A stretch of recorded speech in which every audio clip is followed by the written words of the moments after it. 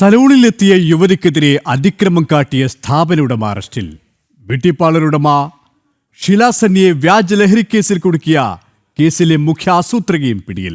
ചുമട്ടുതൊഴിലാളിയെ വാഹനമിടിപ്പിച്ച് കൊലപ്പെടുത്താൻ ശ്രമിച്ച വ്യാപാരി ഒടുവിൽ അറസ്റ്റിൽ. കുറ്റകൃത്യങ്ങളുടെ സമഗ്രതയിലേക്ക് കാക്കിയിലേക്ക് സ്വാഗതം.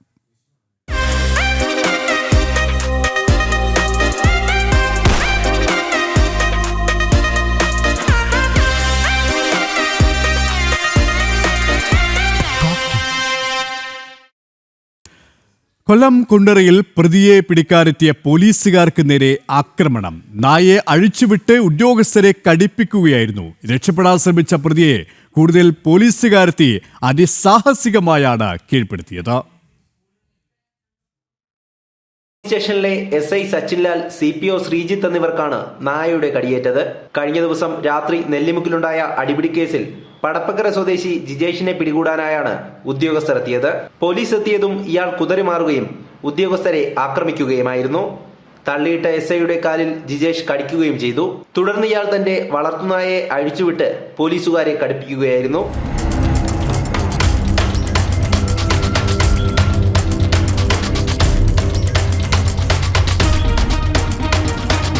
SI സച്ചിന്റെ കാലിൽ കടിച്ച നായ CPO ശ്രീജിത്തിന്റെ നേരെയും പാഞ്ഞെടുത്ത് ആക്രമിച്ചു. സംഭവം അറിഞ്ഞ് കൂടുതൽ പോലീസുകാർ സ്ഥലത്തെത്തുകയും പ്രതിയെ സാഹസികമായി പിടികൂടുകയുമായിരുന്നു. ജിജേഷിനെ കീഴ്പ്പെടുത്തിയ വിരോധത്താൽ ഇയാൾ അക്രമാസക്തനാവുകയും പോലീസ് ജീപ്പ് അടിച്ചു തകർക്കാൻ ശ്രമിക്കുകയും ചെയ്തു. നിരവധി ക്രിമിനൽ കേസുകളിൽ പ്രതിയാണ് ഇയാൾ. പരിക്കേറ്റ SIയും മറ്റു പോലീസുകാരും പ്രാഥമിക ചികിത്സയ്ക്ക് ശേഷം ജോലിയിൽ പ്രവേശിച്ചു. വൈദ്യപരിശോധനകൾക്ക് ശേഷം കോടതിയിൽ ഹാജരാക്കിയ പ്രതിയെ റിമാൻഡ് ചെയ്തു. ജനം, കൊല്ലം. തലശ്ശേരിയിലെ സലൂണിലെത്തിയ യുവതിക്കെതിരെ അതിക്രമം കാട്ടിയ സ്ഥാപന ഉടമ അറസ്റ്റിൽ. AVK നായർ റോഡിലെ സലൂൺ ഉടമ കണ്ണൂർ താണ സ്വദേശി ഷമീറിനെയാണ് തലശ്ശേരി പോലീസ് അറസ്റ്റ് ചെയ്തത്. കോടതിയിൽ ഹാജരാക്കിയ പ്രതിയെ റിമാൻഡ് ചെയ്തു.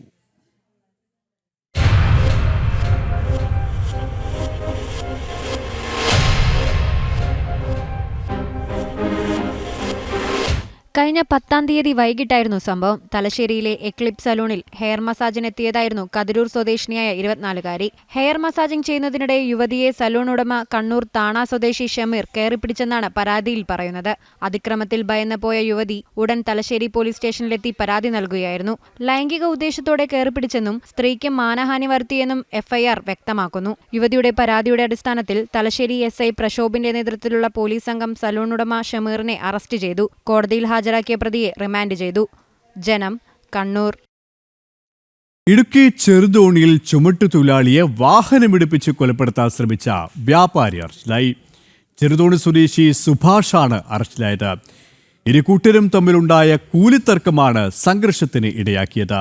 പിന്നാലെയാണ് ചുമട്ടുതൊഴിലാളിയായ കൃഷ്ണനെ വാഹനമിടിപ്പിച്ച് കൊലപ്പെടുത്താൻ സുഭാഷും സഹോദരൻ സുരേഷും ശ്രമിച്ചത്.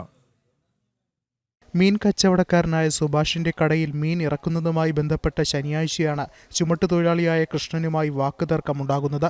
പിന്നീട് വാക്കുതർക്കം കയ്യാങ്കളിയിലേക്ക് എത്തിയതോടെ നാട്ടുകാർ ഇടപെട്ട ഇരു കൂട്ടരെയും പിരിച്ചുവിട്ടു. തുടർന്ന് കൃഷ്ണൻ സ്കൂട്ടറിൽ പോകുന്നതിനിടയിലാണ് സുഭാഷും സഹോദരൻ സുരേഷും പിക്കപ്പ് ഇടിപ്പിച്ച് കൃഷ്ണനെ കൊല്ലാൻ ശ്രമിച്ചത്. സ്കൂട്ടറിന് പിന്നിൽ വണ്ടിയിടിച്ചതോടെ കൃഷ്ണൻ തെറിച്ച് റോഡിലേക്ക് വീണു. തുടർന്ന് കല്ലുപയോഗിച്ച് ഇയാളെ ആക്രമിക്കാനും ഇവർ ശ്രമിച്ചു.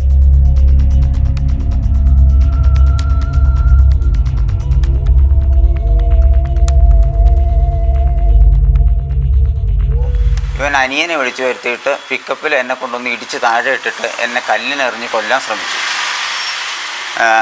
ഹൈ റേഞ്ച് കോംപ്ലക്സിൻ്റെ ഫ്രണ്ടിൽ വെച്ചാണ്. അതായത് ചെറുതോണിയിൽ നിന്ന് ഏകദേശം ഒരു 350 മീറ്റർ അപ്പുറം വെച്ച് ഞാൻ എൻ്റെ ജോലി സ്ഥലത്തേക്ക് പോകുമായിരുന്നു.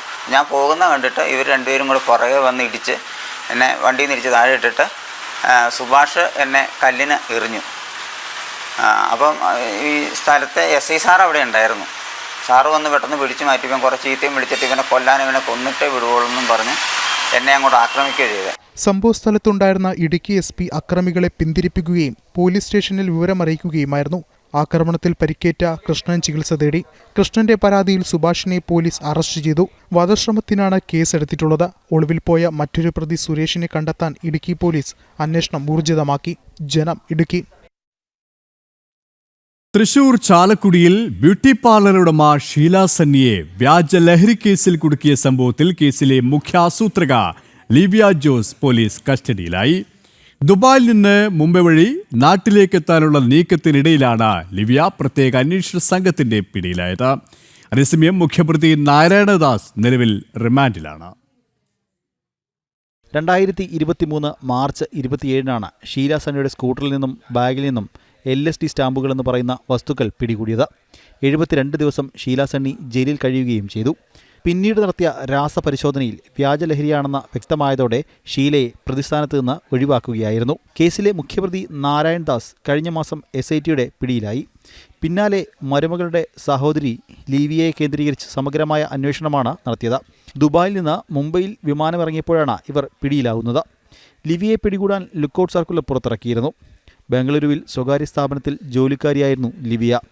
സഹോദരിയുടെ അമ്മായിയമ്മയായ ഷീല സണ്ണിയെ കൊടുക്കാൻ വ്യാജ ലഹരിക്കേസിൽ പ്രതിയാക്കുകയായിരുന്നു.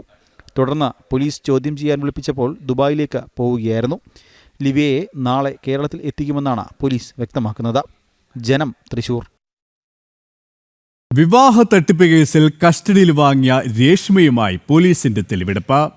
നേരത്തെ തട്ടിപ്പ് നടത്തിയ കോട്ടയം, തൊടുപുഴ എന്നിവിടങ്ങളിൽ എത്തിച്ചാണ് തെളിവെടുപ്പ്. ആര്യനാട് സ്റ്റേഷൻ പരിധിയിലെ തെളിവെടുപ്പ് പൂർത്തിയാക്കിയ ശേഷമാണ് തെളിവെടുപ്പിനായി കോട്ടയത്തേക്ക് കൊണ്ടുപോയത്. 3 ദിവസത്തേക്ക് കസ്റ്റഡിയിൽ വിട്ടു നൽകിയ രേഷ്മയെ തിങ്കളാഴ്ച വൈകിട്ട് നെടുമങ്ങാട് കോടതിയിൽ ഹാജരാക്കും. തട്ടിപ്പ് നടത്തിയ വീടുകളിലെല്ലാം എത്തിച്ച് തെളിവെടുപ്പ് നടത്തുന്നതിന്റെ ഭാഗമായിട്ടാണ് രേഷ്മയുമായി പോലീസ് തിരിച്ചത്. കോട്ടയം, തൊടുപുഴ എന്നിവിടങ്ങളിലെ വിവാഹ തട്ടിപ്പ് നടത്തിയ സ്ഥലങ്ങളിലെത്തിച്ച് രേഷ്മയുമായി പോലീസ് തെളിവുകൾ ശേഖരിക്കും. ഇന്ന് പുലർച്ചെയോടെയാണ് ആര്യനാട് പോലീസ് രേഷ്മയുമായി കോട്ടയത്തേക്ക് തിരിച്ചത്. കോട്ടയത്തെ തെളിവെടുപ്പ് പൂർത്തിയാക്കിയ ശേഷം തൊടുപുഴയിലേക്കും എത്തും. ആര്യനാട് സ്റ്റേഷൻ പരിധിയിലെ തെളിവെടുപ്പുകൾ നേരത്തെ പൂർത്തിയാക്കിയിരുന്നു. ഇതിന് പിന്നാലെയാണ് കസ്റ്റഡിയിൽ വാങ്ങിയ രേഷ്മയുമായി പോലീസ് കോട്ടയത്തേക്ക് പുറപ്പെട്ടത്. കഴിഞ്ഞ ദിവസമാണ് രേഷ്മയെ നെടുമങ്ങാട് കോടതി കസ്റ്റഡി അനുവദിച്ചത്. തെളിവെടുപ്പുകളും ചോദ്യം ചെയ്യലുകളുമായി 3 ദിവസത്തെ കസ്റ്റഡി പൂർത്തിയാക്കിയ ശേഷം 14-ാം തീയതി നെടുമങ്ങാട് കോടതിയിൽ ഹാജരാക്കും. 10 പേരെ വിവാഹം കഴിച്ച് പറ്റിച്ച ശേഷം തിരുവനന്തപുരം സ്വദേശിയായ യുവാവിനെ പറ്റിക്കാൻ ഒരുങ്ങുന്നതിനിടയിലാണ് രേഷ്മ പിടിയിലായത്. നവവരന്റെ സുഹൃത്തിന്റെ ഭാര്യയ്ക്ക് തോന്നിയ സംശയമാണ് കേസിൽ നിർണായക വഴിത്തിരിവായത്. ജനം, തിരുവനന്തപുരം. ദിയ കൃഷ്ണകുമാറിന്റെ സ്ഥാപനത്തിലെ സാമ്പത്തിക ക്രമക്കേട് കേസിൽ ദിയയുടെ വിശദമായ മൊഴിയെടുത്ത് പോലീസ്. ക്രൈംബ്രാഞ്ചിന് കേസ് കൈമാറുന്നതിന് മുന്നോടിയായാണ് തിരുവനന്തപുരം മ്യൂസിയം പോലീസ് മൊഴി രേഖപ്പെടുത്തിയത്. അതേസമയം ജീവനക്കാരായ യുവതികൾ അന്വേഷണത്തോട് സഹകരിക്കുന്നില്ലെന്ന് പോലീസ് വ്യക്തമാക്കി. കവടിയാറിലെ ഫ്ളാറ്റിലെത്തിയാണ് തിരുവനന്തപുരം മ്യൂസിയം പോലീസ് ദിയ കൃഷ്ണയുടെ മൊഴി രേഖപ്പെടുത്തിയത്. 1 മണിക്കൂറിലേറെ നീണ്ട മൊഴിയെടുപ്പിന് പിന്നാലെ പോലീസ് സംഘം മടങ്ങി. സ്ഥാപനത്തിലെ QR കോഡിന് പകരം സ്വന്തം അക്കൗണ്ടിലെ QR കോഡ് നൽകി 3 വനിതാ ജീവനക്കാരികൾ ചേർന്ന് 69 ലക്ഷം രൂപ തട്ടിപ്പ് നടത്തിയെന്നാണ് ദിയയുടെ പരാതി. പോലീസിന്റെ വിശദമായ അന്വേഷണത്തിൽ പരാതിയിൽ കഴമ്പുണ്ടെന്ന് കണ്ടെത്തി. അഫ്കോഴ്സ് ഇപ്പോൾ ഒരു സ്ട്രോങ് ടീമിന്റെ കയ്യിലോട്ടാണെന്ന് മാറ്റിയിരിക്കുന്നത് വിശ്വസിക്കുന്നു. ആൻഡ് സൂൺ അവരെ എല്ലാവരെയും പിടികൂടണം എന്ന് തന്നെയാണ് എൻ്റെ ഒരു ആഗ്രഹം. ഇനിയിപ്പോൾ നല്ലത് തന്നെ അങ്ങോട്ട് നടക്കും. കാര്യം നമ്മുടെ സൈഡിൽ നിന്നുള്ള തെളിവുകൾ മുഴുവൻ നമ്മൾ കൊടുത്തു കഴിഞ്ഞിരിക്കുന്നു. ഇപ്പോൾ എന്ത് പ്രൂഫ് പോലും പോലീസ് നമ്മുടെ അടുത്ത് ചോദിച്ചിട്ടുണ്ട്. നമ്മളെല്ലാം അവരുടെ കയ്യിൽ ഏൽപ്പിച്ചിട്ടുണ്ട്. ഇനി മറു സൈഡിൽ നിന്നുള്ള അവരുടെ ഒരു കംപ്ലൈൻറ്റ് ഉണ്ടായിരുന്നല്ലോ, അതിൻ്റെ എന്ത് തെളിവാണ് അവർ കൊണ്ടുവരുന്നതെന്നും നമുക്ക് കാണാം. 3 പേരുടെ അക്കൗണ്ടിലേക്ക് 1/1/2024 മുതൽ 3/6/2025 വരെയുള്ള 1 വർഷ കാലയളവിലെത്തിയത് 75 ലക്ഷം രൂപയാണ്.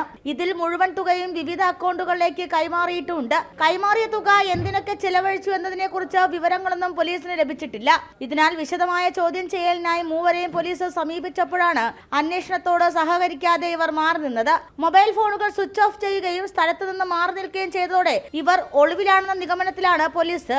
കഴിഞ്ഞ ദിവസം 3 മുൻകൂർ ജാമ്യാപേക്ഷ തിരുവനന്തപുരം പ്രിൻസിപ്പൽ സെഷൻ കോടതിയിൽ നൽകിയിരുന്നു. സെൻസിറ്റീവായ ഒരു കേസായതിനാലും ലക്ഷങ്ങളുടെ ക്രമക്കേടായതിനാലും പ്രത്യേക അന്വേഷണ സംഘം വേണമെന്നതിലാണ് കേസ് ക്രൈംബ്രാഞ്ചിലേക്ക് മാറ്റുന്നത്. ജനം, തിരുവനന്തപുരം. കൃഷ്ണകുമാറിന്റെ മകൾ ദിയ കൃഷ്ണയുടെ മുൻകൂർ ജാമ്യ ഹർജി പരിഗണിക്കുന്നത് ഈ മാസം 18 മാറ്റി. തിരുവനന്തപുരം പ്രിൻസിപ്പൽ സെഷൻസ് കോടതിയാണ് ഹർജി മാറ്റിയത്. കേസിന്റെ വിശദാംശങ്ങൾ ഹാജരാക്കാൻ മ്യൂസിയം പോലീസിനോട് കോടതി ആവശ്യപ്പെട്ടു. പോലീസിന് കേസിന്റെ കൂടുതൽ രേഖകൾ ഹാജരാക്കാൻ കഴിയാതായതോടെയാണ് കേസ് മാറ്റിയത്. വിധി വന്ന ശേഷമേ കേസിൽ അന്വേഷണ സംഘത്തിന്റെ തുടർ നീക്കങ്ങൾ ഉണ്ടാവുകയുള്ളൂ.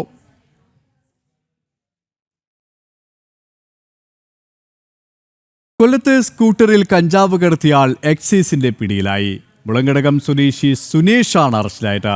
ഇയാളുടെ കയ്യിൽ നിന്നും 1250 കിലോ കഞ്ചാവും പണവും കണ്ടെത്തി.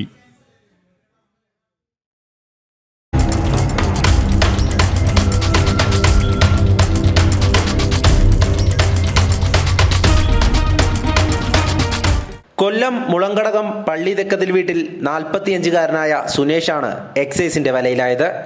സ്കൂട്ടറിൽ ഒളിപ്പിച്ച നിലയിലായിരുന്നു കഞ്ചാവ്. ഇയാൾ വാടകയ്ക്ക് താമസിക്കുന്ന വീടിന് മുന്നിൽ നിന്നുമാണ് എക്സൈസ് സംഘം പിടികൂടിയത്. 1.25 കിലോ കഞ്ചാവും വിൽപ്പന തുകയായ 5070 രൂപയും ഇയാളിൽ നിന്ന് കണ്ടെത്തി. മത്സ്യത്തൊഴിലാളികളെ കേന്ദ്രീകരിച്ചാണ് ഇയാളുടെ കഞ്ചാവ് വിൽപ്പന. രഹസ്യ വിവരത്തിന്റെ അടിസ്ഥാനത്തിൽ എക്സൈസ് സംഘം ഇയാളെ നിരീക്ഷിച്ചു വന്നിരുന്നു. പിന്നാലെയാണ് പ്രതിയെ കൈയോടെ പിടികൂടിയത്. ചെറിയ ചെറിയ പൊതികളിലാക്കി കഞ്ചാവ് ചില്ലറ വിൽപ്പന നടത്തുന്നതാണ് ഞാൻ കിട്ടിയ ഇൻഫർമേഷൻ. ആ ഇൻഫർമേഷൻ്റെ അടിസ്ഥാനത്തിൽ ഇവിടെ വരികയും ഈ ഇൻഫർമേഷനിൽ പറഞ്ഞ വണ്ടിയും ആളും ഇവിടെ നിൽക്കുന്നത് കണ്ട് പരിശ്രമം നടത്തിയപ്പോഴാണ് അയാളെ വണ്ടിക്കുള്ളിൽ നിന്നും ഒരു 250 കിലോഗ്രാം കഞ്ചാവ് കണ്ടെത്തുന്നത്. തുടർന്ന് വെസ്റ്റ് സ്റ്റേഷനിലെ SHO വരികയും അദ്ദേഹത്തിൻ്റെ സ്ഥാനത്ത് ദേവദർശനം നടത്തുകയും ചെയ്തു. ദേവദർശനം അയാളുടെ കയ്യിൽ നിന്നും ഈ വിൽപ്പന നടത്തിയ 5000 രൂപയും വിൽപ്പനയ്ക്ക് അയാൾ ഉപയോഗിക്കുന്ന മൊബൈലും കണ്ടെടുത്തിട്ടുണ്ട്. ശക്തികുളങ്ങര ഹാർബർ, മുളങ്കാടകം, തിരുമുല്ലവാരം, അഞ്ചുകല്ലുമൂട് ഭാഗങ്ങളിലായാണ് ഇയാൾ വിൽപ്പന നടത്തി വന്നത്. അന്യ സംസ്ഥാനങ്ങളിൽ നിന്ന് കഞ്ചാവ് കടത്തിക്കൊണ്ടുവന്ന് മൊത്ത വിൽപ്പന നടത്തുന്നതാണ് രീതി. എക്സൈസ് കൊല്ലം റേഞ്ച് ഇൻസ്പെക്ടർ P. ശങ്കറിന്റെ നേതൃത്വത്തിലായിരുന്നു പരിശോധന. പ്രതിയുടെ മറ്റു ബന്ധങ്ങളെക്കുറിച്ചും എക്സൈസ് സംഘം അന്വേഷിച്ചു വരികയാണ്. ജനം, കൊല്ലം. തിരുവനന്തപുരം സെക്രട്ടേറിയറ്റിൽ ജീവനക്കാർക്ക് ജാതി അധിക്ഷേപം നേരിട്ടതായി പരാതി. സെക്രട്ടേറിയറ്റ് എംപ്ലോയീസ് അസോസിയേഷൻ നേതാവ് പ്രേമാനന്ദിനെതിരെയാണ് ജീവനക്കാരി പരാതി നൽകിയത്. സ്ഥലം മാറിപ്പോയാൽ അവിടം ശുദ്ധികലശം നടത്തണമെന്ന് പ്രേമാനന്ദ് പറഞ്ഞതായും ജീവനക്കാരി പരാതിയിൽ പറയുന്നു. സർക്കാർ ഭരണാനുകൂല സംഘടനയായ സെക്രട്ടേറിയറ്റ് എംപ്ലോയീസ് അസോസിയേഷൻ നേതാവും സെക്രട്ടേറിയറ്റ് അസിസ്റ്റന്റുമായ പ്രേമാനന്ദ് തെക്കങ്കരയ്ക്കെതിരെയാണ് ജീവനക്കാരി പരാതി നൽകിയത്. പട്ടികജാതി പട്ടികവർഗ കമ്മീഷനിലാണ് പരാതി. ജീവനക്കാരിയെ സ്ഥലം മാറ്റിയതിന് പിന്നാലെ ഇവരുപയോഗിച്ച കസേരയും മേശയും മാറ്റി ശുദ്ധികലശം നടത്താൻ ആവശ്യപ്പെട്ടു എന്നുമാണ് പരാതി. തുടർന്നും ജീവനക്കാരിയെ അപമാനിച്ചുവെന്നും പരാതിയുണ്ട്. തനിക്ക് നേരിട്ട അധിക്ഷേപം ചൂണ്ടിക്കാട്ടി മെയ് 30 ഉദ്യോഗസ്ഥ SC/ST കമ്മീഷനിൽ പരാതി നൽകിയത്. തുടർന്ന് 20 ദിവസത്തിനകം പരാതിയിൽ റിപ്പോർട്ട് നൽകുവാൻ SC/ST കമ്മീഷൻ ആവശ്യപ്പെടുകയും ചെയ്തു. SC/ST കമ്മീഷന് കൂടാതെ ജീവനക്കാരി കണ്ടോൺമെന്റ് പോലീസിലും പരാതി നൽകി. എന്നാൽ പരാതി വ്യാജമാണെന്നാണ് പ്രേമാനന്ദന്റെ അവകാശവാദം. പരാതിക്ക് പിന്നിൽ മറ്റെന്തോ ഗൂഢലക്ഷ്യമുള്ളതായി സംശയമുണ്ടെന്നും പ്രേമാനന്ദൻ പ്രതികരിച്ചു. മുഖ്യമന്ത്രിയുടെ ഓഫീസിൽ ഉദ്യോഗസ്ഥ ഭരണപരിഷ്കാര വകുപ്പിന് കീഴിലാണ് പ്രേമാനന്ദൻ ജോലി ചെയ്യുന്നത്. ജീവനക്കാരിക്കെതിരായ അധിക്ഷേപത്തിൽ വ്യാപക പ്രതിഷേധങ്ങളാണ് നിലവിൽ ഉയരുന്നത്. ജനം, തിരുവനന്തപുരം. അഹമ്മദാബാദ് ആകാശ ദുരന്തത്തിൽ മരിച്ച രഞ്ജിതയെ അപമാനിച്ച് ഫേസ്ബുക്ക് പോസ്റ്റ് ഇട്ട കാസർഗോഡ് വെള്ളരിക്കുണ്ട് ഡെപ്യൂട്ടി തഹസിൽദാർ പവിത്രനെതിരെ സസ്പെൻഷന് പിന്നാലെ കേസ്. ജാമ്യമില്ലാ വകുപ്പ് ചുമത്തിയാണ് കാസർഗോഡ് വെള്ളരിക്കുണ്ട് പോലീസ് കേസെടുത്തത്. അതേസമയം ഇയാളെ സർവീസിൽ നിന്നും പിരിച്ചുവിടാൻ ജില്ലാ കളക്ടർ ശുപാർശ ചെയ്തു. രഞ്ജിതയുടെ അനുശോചന പോസ്റ്റിന് താഴെയാണ് ഡെപ്യൂട്ടി തഹസിൽദാർ അശ്ലീല കമന്റ് ഇട്ടത്.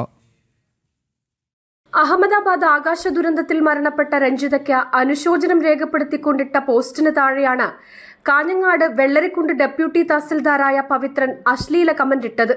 മരിച്ച രഞ്ജിതയെയും കുടുംബത്തെയും ഒന്നടങ്കം അപമാനിക്കുന്ന രീതിയിലായിരുന്നു ഡെപ്യൂട്ടി തഹസിൽദാരുടെ കമന്റ് വിവാദമായതോടെ ഡെപ്യൂട്ടി തഹസിൽദാരായ പവിത്രനെ ജോലിയിൽ നിന്ന് അടിയന്തരമായി റവന്യൂ വകുപ്പ് സസ്പെൻഡ് ചെയ്തുകൊണ്ട് ഉത്തരവിറക്കി. ഫേസ്ബുക്ക് പോസ്റ്റ് വെച്ചിട്ടുണ്ടായിരുന്നു. ഞാനത് അബദ്ധം പറ്റുന്നതാണെന്ന് അറിഞ്ഞിട്ട് ഞാൻ ഫേസ്ബുക്കിൽ മാപ്പ് അപേക്ഷിച്ചിട്ടുണ്ട്.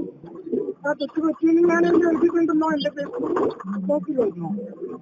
ഇയാൾക്കെതിരെ മുൻപും നിരവധി പരാതികൾ ഉയർന്നിരുന്നു. മുൻ റവന്യൂ മന്ത്രി E. ചന്ദ്രശേഖരനെതിരെ ജാതി അധിക്ഷേപം നടത്തിയതിന് 6 മാസം സസ്പെൻഷൻ ലഭിച്ചിരുന്നു.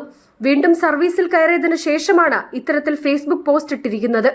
സമൂഹ മാധ്യമങ്ങളിൽ ഇയാൾക്കെതിരെ അതിരൂക്ഷ വിമർശനമാണ് ഉയരുന്നത്. സസ്പെൻഷൻ കൂടാതെ കേസെടുക്കണമെന്ന ആവശ്യവും ഉയരുന്നുണ്ട്.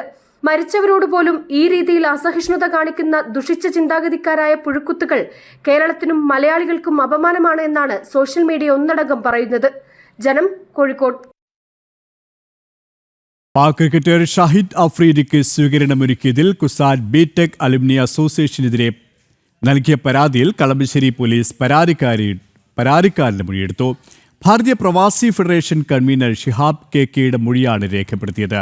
ഭാരതത്തിനെതിരെ വിദ്വേഷ പ്രചാരണങ്ങൾ നടത്തുന്ന ഷാഹിദ് അഫ്രീദിക്ക് സ്വീകരണം നൽകിയതിൽ സംഘാടകർക്കെതിരെ രാജ്യദ്രോഹ കുറ്റത്തിന് കേസെടുക്കണമെന്നാണ് ആവശ്യം. പാക് ദുബായ് അസോസിയേഷൻ ഹാളിൽ സംഘടിപ്പിച്ച പരിപാടിയിൽ ഷാഹിദ് അഫ്രീദിയെ പങ്കെടുപ്പിച്ചത് കൃത്യമായ രാജ്യവിരുദ്ധ നീക്കങ്ങളുടെ ഭാഗമായാണെന്ന് പരാതിയിൽ ചൂണ്ടിക്കാട്ടിയിരുന്നു. പഹൽഗാം ഭീകരാക്രമണത്തിന് ശേഷവും പാക് പ്രകോപനങ്ങൾ തുടർന്നപ്പോൾ വിദ്വേഷ പ്രചാരണങ്ങൾ നിരന്തരം നടത്തിയ പാകിസ്ഥാനിലെ രാഷ്ട്രീയ നേതാക്കളിൽ ഒരാൾ കൂടിയായിരുന്നു മുൻ പാക് ക്രിക്കറ്ററായ ഷാഹിദ് അഫ്രീദി. ദുബായിൽ പരിപാടി സംഘടിപ്പിച്ച കുസാറ്റ് ബിടെക് അസോസിയേഷന്റെ താൽപര്യങ്ങൾ പിന്നിൽ ആരെല്ലാം എന്നിവയെല്ലാം കണ്ടെത്തണമെന്നും സംഘാടകർക്കെതിരെ കേസെടുത്ത് വിശദമായ അന്വേഷണത്തിലേക്ക് കടക്കണമെന്നും ഭാരതീയ Pravasi federation convener K Shihab പരാതിയിൽ ചൂണ്ടിക്കാട്ടിയിരുന്നു. ജൂൺ 2 എറണാകുളം കളമശ്ശേരി പോലീസിൽ നൽകിയ പരാതിയിൽ കേസെടുക്കുന്നത് വൈകിക്കുകയായിരുന്നു. തുടർന്ന് കോടതിയെ സമീപിക്കുന്നതടക്കമുള്ള മറ്റു നീക്കങ്ങളിലേക്ക് പരാതിക്കാരൻ കടക്കാനൊരുങ്ങുമ്പോഴാണ് മൊഴി രേഖപ്പെടുത്തിയത്. മൊഴി ഉന്നത ഉദ്യോഗസ്ഥർ പരിശോധിച്ച ശേഷം കേസെടുക്കുമെന്നാണ് പോലീസ് അറിയിച്ചിട്ടുള്ളത്. തുടർന്ന് കോടതിയെ സമീപിക്കുന്നതടക്കമുള്ള മറ്റു നീക്കങ്ങളിലേക്ക് പരാതിക്കാരൻ കടക്കാനൊരുങ്ങുമ്പോഴാണ് മൊഴി രേഖപ്പെടുത്തിയത്. ഉന്നത ഉദ്യോഗസ്ഥർ മൊഴി പരിശോധിച്ച ശേഷം കേസെടുക്കുമെന്നാണ് പോലീസ് ഇപ്പോൾ അറിയിച്ചിട്ടുള്ളത്. UAPA ചുമത്തേണ്ട കുറ്റങ്ങൾ ഷാഹിദ് അഫ്രീദിക്ക് വീരപരിവേഷവും സ്വീകരണവും നൽകിയതിൽ ഉണ്ടായിട്ടുണ്ടെന്ന് മറ്റു സംഘടനകളും പരാതിപ്പെട്ടിരുന്നു. ഓർമ്മച്ചൂടുകൾ എന്ന പരിപാടിയിലേക്കായിരുന്നു ഷാഹിദ് അഫ്രീദിയും ഒമർ ഗുല്ലും എത്തിയത്. ജനം, കൊച്ചി. വീണ്ടും വിഘടനവാദ സ്വരമുയർത്തി SDPI. മലപ്പുറം ജില്ല വിഭജിക്കണമെന്ന മുൻ നിലപാട് പൊടിതട്ടിയെടുക്കുകയാണ് SDPI. ജില്ലാ വിഭജനത്തിലൂടെ മലബാർ സംസ്ഥാനം എന്ന ആവശ്യത്തിലേക്കാണോ SDPI സഞ്ചരിക്കുന്നതെന്ന സംശയമാണ് വരുന്നത്.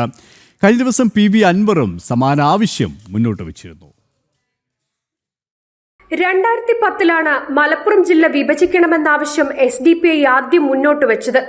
മലപ്പുറത്തിന്റെ സമഗ്ര വികസനത്തിന് ജില്ലാ വിഭജനം അനിവാര്യമാണെന്നാണ് SDPIയുടെ നിലപാട്. കഴിഞ്ഞ ദിവസം ചേർന്ന സംസ്ഥാന സെക്രട്ടേറിയറ്റ് യോഗത്തിൽ പഴയ ആവശ്യം SDPI വീണ്ടും പൊടിതട്ടിയെടുത്തു. മലപ്പുറത്തിന്റെ വികസന മുരടിപ്പിനും പിന്നോക്കാവസ്ഥയ്ക്കും UDFന് വ്യക്തമായ പങ്കുണ്ടെന്നും ജില്ലാ രൂപീകരണമെന്ന ആവശ്യത്തിൽ മുന്നണികൾ നിലപാട് വ്യക്തമാക്കണമെന്നുമാണ് ഇപ്പോൾ SDPI ആവശ്യപ്പെടുന്നത്.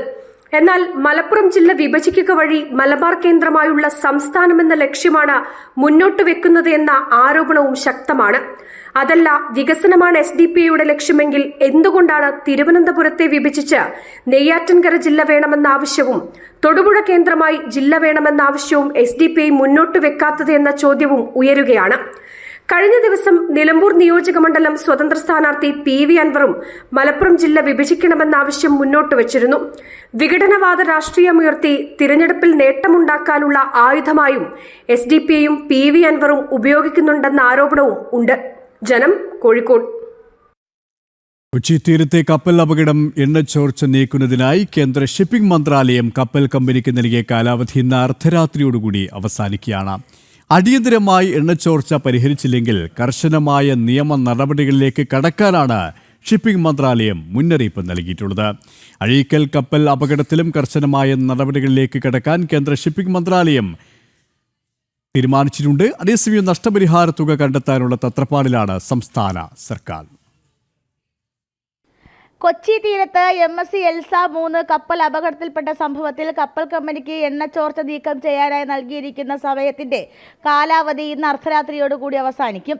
കേന്ദ്ര ഷിപ്പിംഗ് മന്ത്രാലയം നിഷ്കർഷിച്ചിരിക്കുന്ന 48 മണിക്കൂറിനുള്ളിൽ എണ്ണ നീക്കം ചെയ്തില്ലെങ്കിൽ കേന്ദ്രം നിയമ നടപടികളിലേക്ക് കടക്കും. കപ്പൽ കമ്പനിയുടെ ഭാഗത്തു നിന്നും ഗുരുതരമായ വീഴ്ച സംഭവിച്ചതായി ചൂണ്ടിക്കാട്ടി കേന്ദ്രം കപ്പൽ കമ്പനിക്ക് കത്തയച്ചിരുന്നു.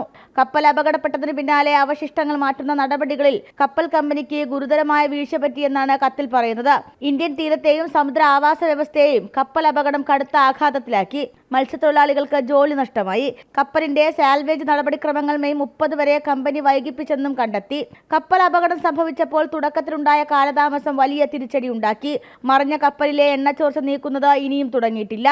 അഴീക്കൽ തീരത്ത് തീപിടിച്ച സിംഗപ്പൂർ കപ്പൽ കമ്പനിക്കെതിരെയും കർശന തീരുമാനങ്ങൾ എടുക്കാനാണ് കേന്ദ്ര ഷിപ്പിംഗ് മന്ത്രാലയത്തിന്റെ തീരുമാനം. വാൻ ഹൈലൻഡ്സ് ഷിപ്പിംഗ് കമ്പനിക്കും മുന്നറിയിപ്പ് നൽകിയിട്ടുണ്ട്. മതിയായ ഉപകരണങ്ങളും സംവിധാനങ്ങളും ഉടൻ എത്തിക്കണം. സാൽവേജ് നടപടിക്രമങ്ങൾ വൈകിപ്പിച്ചാൽ ക്രിമിനൽ നടപടിയെന്ന് ഷിപ്പിംഗ് മന്ത്രാലയം ഓർമ്മിപ്പിച്ചിട്ടുണ്ട്. ഷിപ്പിംഗ് കമ്പനി ഗുരുതര വീഴ്ച വരുത്തി. തീ അണയ്ക്കാനോ കപ്പലിനെ നിയന്ത്രിക്കാനോ മതിയായ സംവിധാനങ്ങൾ എത്തിച്ചില്ല. തീരത്തിന് ദോഷമാകുന്ന രീതിയിലുള്ള അപകടങ്ങളിൽ കർശന നടപടിയുമായി മുന്നോട്ട് പോകാനാണ് കേന്ദ്ര തീരുമാനം. ജനം, തിരുവനന്തപുരം. കോഴിക്കോട് രാമനാട്ടുകര ഇസാഫ് ബാങ്കിനെ കബളിപ്പിച്ച് 40 ലക്ഷം കവർന്ന കേസിലെ പ്രതി ഷിബിലാൽ പോലീസ് പിടിയിലായി. തൃശൂരിൽ നിന്നും കോഴിക്കോട്ടേക്ക് വരുന്ന വഴി ബസ്സിൽ നിന്നാണ് പ്രതിയെ പന്തിരാങ്കാവ് പോലീസ് പിടികൂടിയത്. കവർന്ന 40 ലക്ഷം രൂപ പ്രതിയുടെ കൈവശമുണ്ടായിരുന്നില്ല. പന്തിരാങ്കാവിലെ അക്ഷയ എന്ന ധനകാര്യ സ്ഥാപനത്തിൽ പണയം വെച്ച സ്വർണം ടേക്ക് ഓവർ ചെയ്യാൻ 40 ലക്ഷം രൂപയുമായി എത്തിയ ഇസാഫ് ബാങ്ക് ശാഖയിലെ ജീവനക്കാരിൽ നിന്നും പണം തട്ടിപ്പറിച്ച് ഷിബിൻ സ്കൂട്ടറിൽ കടന്നുകളയുകയായിരുന്നു. പ്രതിയെ വിശദമായി ചോദ്യം ചെയ്തു.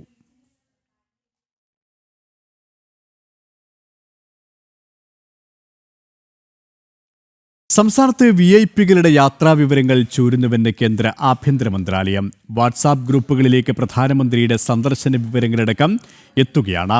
അതീവ രഹസ്യമായി കൈകാര്യം ചെയ്യേണ്ട വിവരങ്ങളാണ് ചോരുന്നത്. ജാഗ്രത പാലിക്കാൻ സംസ്ഥാനത്തിന് കേന്ദ്രത്തിന്റെ മുന്നറിയിപ്പ്. 2023 ഏപ്രിൽ 22-നാണ് സംസ്ഥാന ഇന്റലിജൻസ് അതീവ രഹസ്യമായി തയ്യാറാക്കിയ പ്രധാനമന്ത്രിയുടെ സുരക്ഷാ സ്കീം ചോർന്നത്. സ്കീം ചോർന്നുവെന്ന വാർത്ത ജനം TV റിപ്പോർട്ട് ചെയ്തപ്പോൾ മാത്രമായിരുന്നു ഇക്കാര്യം സംസ്ഥാന ഇന്റലിജൻസും അറിയുന്നത്. അതീവ രഹസ്യമായി സൂക്ഷിക്കേണ്ട പ്രധാനമന്ത്രിയുടെ സുരക്ഷാ സ്കീം ചോർന്ന സംഭവം കേന്ദ്ര ആഭ്യന്തര മന്ത്രാലയം വളരെ ഗൗരവത്തോടെയായിരുന്നു കണ്ടത്. ഇനി ഇത് ആവർത്തിക്കരുതെന്ന കർശന നിർദ്ദേശവും സംസ്ഥാനത്തിന് കേന്ദ്ര ആഭ്യന്തര മന്ത്രാലയം നൽകി. എന്നാൽ ഇപ്പോഴും VIP-കളുടെ യാത്രാവിവരങ്ങൾ കേരളത്തിൽ ചോരുന്നുവെന്നാണ് കേന്ദ്ര സർക്കാരിൻ്റെ റിപ്പോർട്ട്. പ്രധാനമന്ത്രിയുടെ യാത്രാവിവരങ്ങൾ പോലും വാട്സാപ്പ് ഗ്രൂപ്പുകളിലേക്ക് ഷെയർ ചെയ്യപ്പെടുന്നു. അതീവ രഹസ്യമായി കൈകാര്യം ചെയ്യേണ്ട വിവരങ്ങളാണ് എല്ലാ ചട്ടങ്ങളും കാറ്റിൽ പറത്തി വാട്സാപ്പ് ഗ്രൂപ്പുകളിലേക്ക് എത്തുന്നത്. പ്രധാനമന്ത്രി ഉൾപ്പെടെയുള്ളവരുടെ യാത്രാവിവരങ്ങൾ വാട്സാപ്പ് ഗ്രൂപ്പ് വഴി കൈമാറുന്നതിന് നിയമപരമായി തന്നെ തടസ്സങ്ങളുണ്ട്. കേരളം ഭീകരവാദ പ്രവർത്തനങ്ങളുടെ വിളനിലമാകുന്നുവെന്ന റിപ്പോർട്ടുകൾ നിലനിൽക്കെ ഇത് സുരക്ഷാ സംവിധാനങ്ങൾക്കും വലിയ വെല്ലുവിളി ഉയർത്തുന്നു. ആ സാഹചര്യത്തിലാണ് വീണ്ടും കേരളത്തിന് കേന്ദ്ര സർക്കാർ മുന്നറിയിപ്പ് നൽകിയിരിക്കുന്നത്. പോലീസ് ഉദ്യോഗസ്ഥർ ഉൾപ്പെട്ട ചില ഗ്രൂപ്പുകൾ കേന്ദ്രീകരിച്ച നിലവിൽ കേന്ദ്ര ഏജൻസികൾ അന്വേഷണവും തുടങ്ങി. ആർ രാജീവ്, ജനം, തിരുവനന്തപുരം. കണ്ണൂർ പാനൂരിൽ ആശുപത്രിക്കായി നടത്തിയ ജനകീയ ഫണ്ട് ശേഖരണവുമായി ബന്ധപ്പെട്ട വിവാദം ഒരിടവേളയ്ക്ക് ശേഷം വീണ്ടും ചർച്ചയാവുകയാണ്. പിരിച്ച പണം 10 വർഷമായിട്ടും എന്ത് ചെയ്തു എന്ന കാര്യത്തെ സംബന്ധിച്ച് വ്യക്തതയില്ലാത്തതാണ് അന്ന് പണം നൽകിയ ആളുകൾ ഉൾപ്പെടെ പ്രതിഷേധവുമായി രംഗത്ത് വരാൻ കാരണം. 10 വർഷം മുമ്പ് പാനൂരിലെ പ്രാഥമിക ആരോഗ്യ കേന്ദ്രത്തെ താലൂക്ക് ആശുപത്രിയായി ഉയർത്തുന്നതിന് കൂടുതൽ സ്ഥലം വാങ്ങാനും കെട്ടിടം പണിയാനുമാണ് ജനകീയ കൂട്ടായ്മയിലൂടെ ഫണ്ട് ശേഖരണം നടത്തിയത്. കോടിക്കണക്കിന് രൂപ പാനൂർ മേഖലയിലെ ജനങ്ങളിൽ നിന്ന് ഇതിനായി പിരിച്ചെടുത്തു എന്നാണ് വിവരം. എന്നാൽ പണം പിരിച്ചതല്ലാതെ ആശുപത്രിയുടെ നിർമ്മാണത്തിന് ആവശ്യമായ ഒന്നും നടന്നില്ല. വർഷങ്ങൾക്കിപ്പുറം പിരിച്ച തുക എവിടെയാണെന്നോ ആ പണം കൊണ്ട് എന്തു ചെയ്തു എന്നോ വ്യക്തതയില്ലെന്നാണ് ഉയരുന്ന വിമർശനം. ആശുപത്രിക്കായി പണം നൽകിയ ആളുകൾ തന്നെയാണ് ഫണ്ട് പിരിവ് കമ്മിറ്റിയിലുണ്ടായ മുൻ മന്ത്രിയും MLA-യുമായ KP മോഹനൻ അടക്കമുള്ള ആളുകൾക്കെതിരെ വിമർശനവുമായി രംഗത്തെത്തിയിരിക്കുന്നത്. ഞങ്ങൾ മനസ്സിലാക്കിയത് 4.5 കോടി രൂപയോളം പിരിച്ചിട്ടുണ്ട് എന്നാണ് ഞങ്ങൾ മനസ്സിലാക്കിയിട്ടുള്ളത്. ഈ 4.5 കോടി രൂപ പിരിച്ച പണം ആ പിരിച്ചിട്ടുണ്ട്. ഈ പണത്തിൻ്റെ ഭാഗമായിട്ട് റെസീറ്റ് കൃത്യമായി ഓഡിറ്റ് ചെയ്യണം. ആ റെസീറ്റ് കൃത്യമായിട്ട് ഓഡിറ്റ് ചെയ്തിട്ട് അത് സർക്കാരിന് ഈ പണം കൈമാറണം. അതാണ് ഞങ്ങളുടെ ആവശ്യം. സംഭവവുമായി ബന്ധപ്പെട്ട് മുഖ്യമന്ത്രിക്കടക്കം പൊതുപ്രവർത്തകനായ മനീഷ് പരാതി നൽകിയിട്ടുണ്ട്. കൂടാതെ ജനങ്ങളിൽ നിന്ന് പിരിച്ച പണത്തെ സംബന്ധിച്ച് നൽകിയ പരാതിയിലെ അന്വേഷണം എങ്ങും എത്താത്തതിനെ തുടർന്ന് നിയമ നടപടിയും ഇദ്ദേഹം ആരംഭിച്ചിട്ടുണ്ട്. ജനം, കണ്ണൂർ. കുറ്റകൃത്യങ്ങളുടെ വാർത്തകളുമായി നാളെ വീണ്ടും കാണാം. കാക്കി സൈനിങ് ഓഫ് KP.